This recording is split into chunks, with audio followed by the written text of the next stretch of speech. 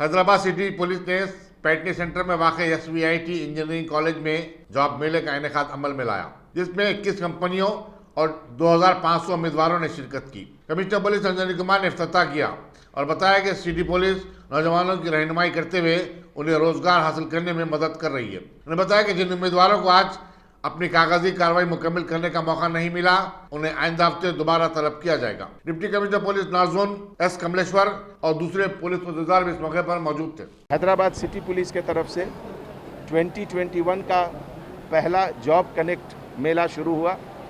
इसमें हमारे DCP north zone Kalmeshwar साहब के तरफ से और उनके पूरे ऑफिसर, खास करके इंस्पेक्टर मधुकर स्वामी, पूरे ACPs, एडिशनल DCPs मिलकर TMI कंपनी के तरफ से बाकी सभी कंपनीज को एक प्लेटफॉर्म पर लाकर जॉब अपॉर्चुनिटीज़ का मौका देना हमारे सभी यंग बॉयज़ एंड गर्ल्स को।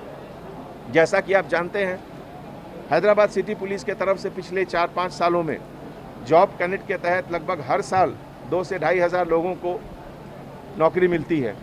और अभी इस बार आज भी जो रिस्पांस है, इसके तहत हम लोग सभी स्टूडेंट्स को